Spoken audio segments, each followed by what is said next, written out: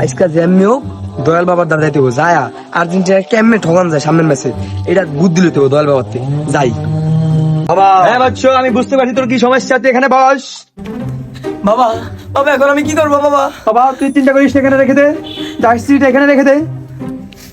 তোর কি সমস্যা আমি সব বুঝতে পেরেছি, তুই কোনো চিন্তা করিস নি, যা করার আমি করিব, তুই চোখ করে এখানে বসে থাক। ছু মঙ্গল ছু। এখানে বসে যা, বসে যা, বসে যা, বসে যা। এ চুপ চুপ চুপ চুপ চুপ চুপ চুপ চুপ চুপ চুপ করে দে, করে দে, করে দে, চুপ চুপ। বাবার জয় হোক, বাবার জয় হোক, বাবার জয় হোক। বন্ধ করতেছি দি। বৎস সকালবেলা শুটকি মাছ দিয়ে পান্তা ভাত খেয়ে চলে আসলাম, এর জন্য মনে হয় গ্যাস্ট্রিক একটু চাপ দিয়েছে, এর জন্য গন্ধটা পেয়েছো।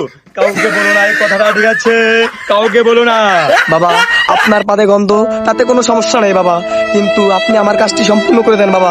অনেক আশা নিয়ে এসেছি আপনার কাছে বাবা। বাবা ইল বাবা, বাবা।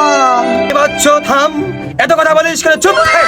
এ বৎস তুমি এখান থেকে বাজারে যাবা, বাজারে গিয়ে তুমি একটি 7 আপ কিনবা, 7 আপ কেনার পরে তুমি ঘুমানোর আগে 2 ডোজ 7 আপ খাবা, 7 আপ খাওয়ার পরে তুমি ঘুমানোর পরে দেখবা তুমি আর্জেন্টিনা 2টি খেয়েছে আর 3টি দিয়েছে। বাবা এটা কি বললেন বাবা আপনি? কাবু বাড়ি যদি 2টা দেয়, আর্জেন্টিনা 2-3টা দেয়, তাহলে তো আমরা ঠকে যাবো বাবা। তাহলে এটা কি বললেন বাবা আপনি? আপনি তো আমাদেরকে ঠকানোর জন্য এই কথা বললেন বাবা।